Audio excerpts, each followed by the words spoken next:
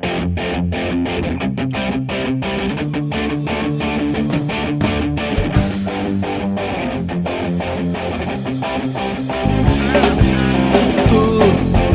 has venido a la orilla, no has buscado ni a sabios ni a ricos, tan solo quieres que yo te siga.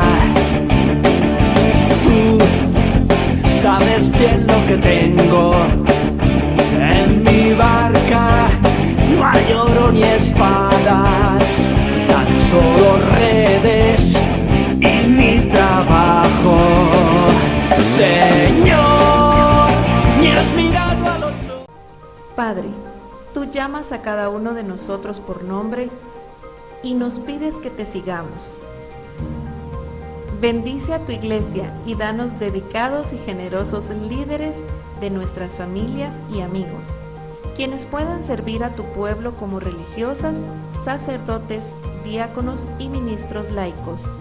Inspíranos mientras crecemos en tu amor y abre nuestros corazones para oír tu llamada. Te lo pedimos en nombre de Cristo. Amén.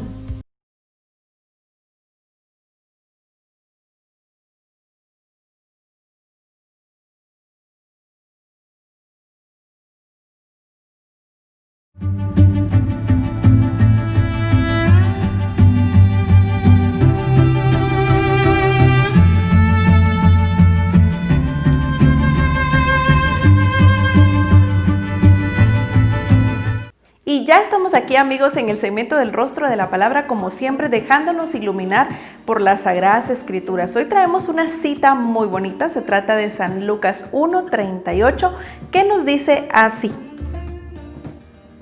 He aquí la esclava del Señor, hágase en mí según tu palabra. Y el ángel la dejó y se fue. Esto es palabra del Señor. Gloria a ti, Señor Jesús. Pues bien, esto es para empezar, amigos, porque hoy el tema de hágase en mí tu palabra realmente reúne todo un compendio de cosas maravillosas que nuestra Madre, la Virgen María, ella como santa, como buena mujer, como alguien entregada, realmente pasa a ser el ejemplo absoluto, el ejemplo de verdad, aquel que realmente reúne todos los requisitos. Y allá en casita donde tú te encuentras, me encantaría que tú también reflexiones con tu familia y te pongas a pensar ¿cuáles son las cualidades por las cuales Dios ha elegido a la Virgen María para poder dar esa respuesta maravillosa que, como bien decía Papa Francisco en una de sus tantas homilías, es el sí a la salvación? Ese sí de María no es el sí de cualquier persona, no se trata de algo que realmente nosotros podemos tomar a la ligera, o que fue un sí repentino, o que fue simplemente algo porque no tenía opción. Todo lo contrario. La vocación de María Santísima desde el inicio, desde su infancia, ya era a la santidad. Como buena hija realmente se crió muy bien, ya sabemos, por San Joaquín y Santa Ana, y ellos realmente hicieron una labor extraordinaria. Pero aquella pequeña niña, aquella niña humilde, realmente ya traía unos requisitos, podríamos decir, y unas características con las que sedujo en el buen sentido a nuestro buen Dios. La voltea a ver por tantas características buenas que ella tenía, entre ellas podemos mencionar la obediencia, obviamente la santidad, pero especialmente esa docilidad de mujer, esa mujer que a tan corta edad ya conocía del verdadero amor de Dios, porque en su corazón, sin lugar a duda, abrigaba ese sentimiento de querer hacer lo correcto. Y bueno, sin más ni más, el Señor se fija en aquella pequeña criatura tan sencilla, tan humilde, tan pequeña, pero a la vez tan llena de un corazón, yo diría un corazón feliz, un corazón contento, un corazón entregado al Señor. Y cuando aquí en estas palabras nos narra San Lucas que realmente ella se consideraba la esclava del Señor y se pone a total disposición para decirle, hágase en mí según tu palabra, ya nos deja ver esa confianza plena con la que ella dio ese sí que con alegría, con corazón y con confianza le entregó al mundo y nos trajo la salvación. Ella dijo que sí, pero realmente ella no tenía en ese momento toda la capacidad para conocer lo que eso dimensionaba. En verdad Jesús se había lucido llevándole ese anuncio del ángel a través de decirle que iba a vivir lo más grande, lo más importante. Iba a vivir nada menos y nada más que contener al mismo Hijo de Dios, a ese Jesucristo que nos vino a dar luz de amor, luz de esperanza. Así es que en este contexto sigamos leyendo la palabra de Dios para ver qué nos dice más adelante. Entonces vamos a compartir ahora en el segmento de la visitación que nos decía. En aquellos días se puso en camino María y se dirigió con prontitud a la región montañosa, a una población de Judá. Entró en casa de Zacarías y saludó a Isabel. En cuanto oyó Isabel el saludo de María, saltó de gozo el niño en su seno. Isabel quedó llena del Espíritu Santo y exclamó a gritos: «Bendita tú entre las mujeres y bendito el fruto de tu seno». ¿Cómo así? ¿Viene a mí a visitarme la madre de mi Señor? Porque apenas llegó a mis oídos la voz de tu saludo, saltó lleno de gozo el niño en mi seno. Feliz la que ha creído que se cumplirían las cosas que le fueron dichas de parte del Señor. Gloria a ti, Señor Jesús. Esta es la palabra de Dios, la palabra del Señor. Qué bonito es escuchar que aquella mujer, desde que ya había dicho que sí, llevó a Jesús en su vientre y desde allí diríamos que empieza la salvación. Y entonces cuando hacemos una analogía como este mensaje tan bello en el que su prima Isabel se llena de gozo y por supuesto el niño salta también de gozo, que aquel niño, como ya sabemos de esta historia, es San Juan Bautista, próximamente aquel que va anunciando el camino de la venida del Señor. Pero volviendo a nuestro tema central con María, ella se convierte en un modelo a seguir. Ya sabemos que por servicio, por obediencia, por dedicación, y cuando estás pensando en fortalecer tu fe, ella es el verdadero ícono.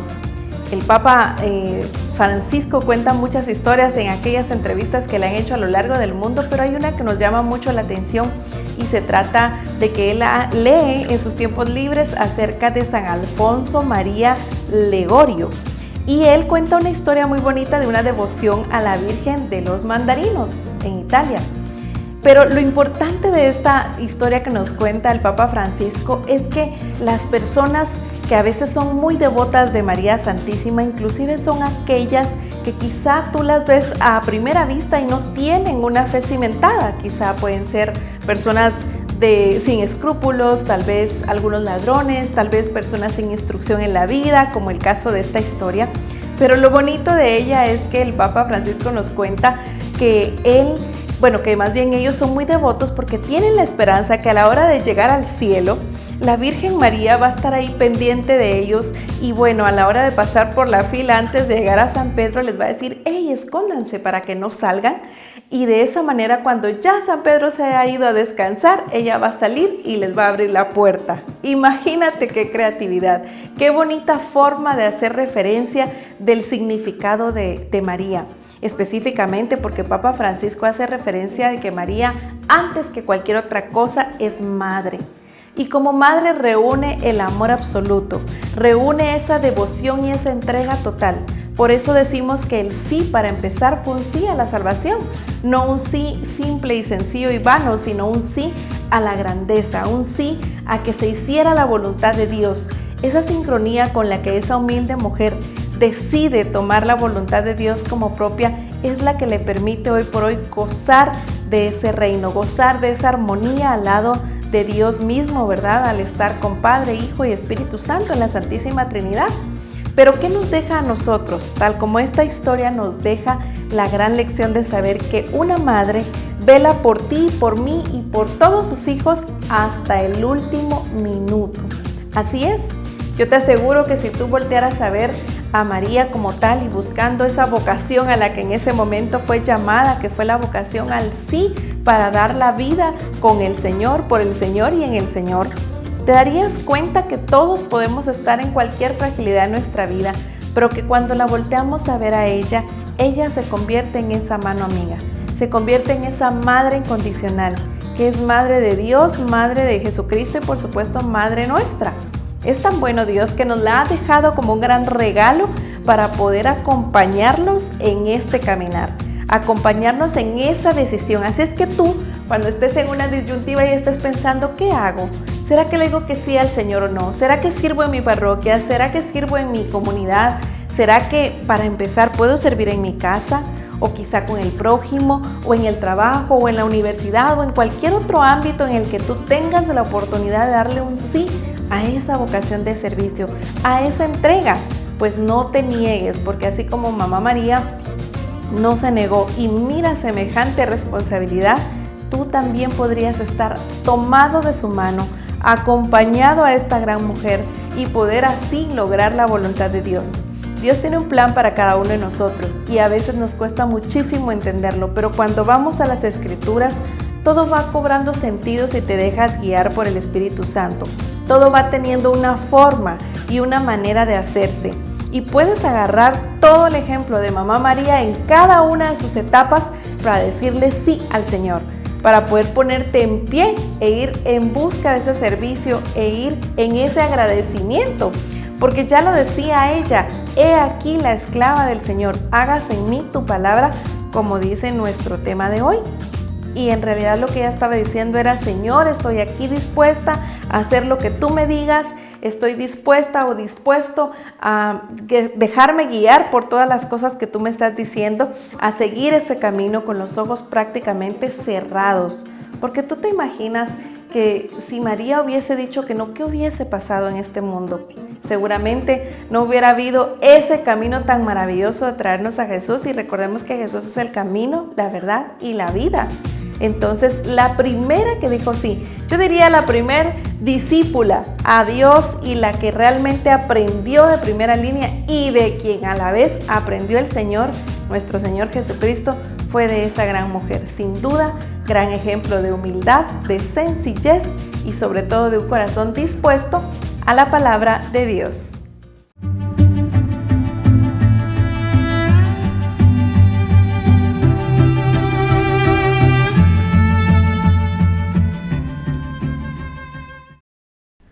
Hoy te voy a hablar sobre la Virgen del Carmen.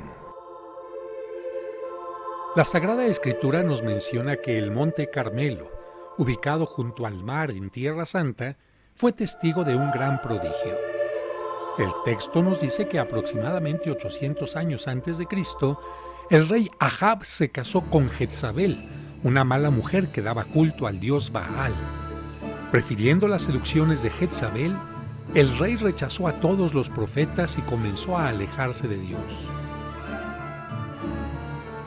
Él, su esposa y el pueblo comenzaron a adorar a los ídolos de Baal, rompiendo la alianza con el verdadero Dios. Entonces, Elías recibió el don de profecía. Valientemente se enfrentó a Ahab y Jezabel y les anunció que por sus acciones el pueblo sufriría una terrible sequía. Amenazado de muerte, tuvo que huir al desierto. Ahí, Dios lo alimentó mediante un cuervo que le llevaba pan y carne todos los días.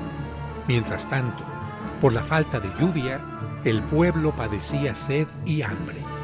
Después de un tiempo, Dios le pidió que regresara ante el rey e hiciera que él y los 450 profetas de Baal se reunieran en el Monte Carmelo. Ahí se vería quién era el verdadero Dios. Los adoradores de Baal colocaron un ovillo en un altar sobre leña y lo mismo hizo Elías.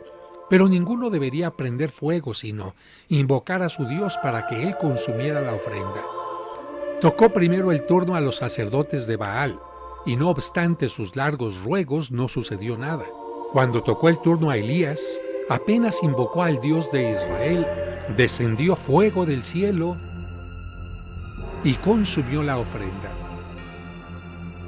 Al ver esto, todo el pueblo cayó con el rostro en tierra y dijo: «El Señor es Dios». El pueblo acabó con los falsos profetas y Elías anunció el fin de la sequía. Subió al Carmelo y desde ahí vio que una pequeña nube se elevaba desde el mar. La nube iba creciendo poco a poco hasta convertirse en una lluvia generosa.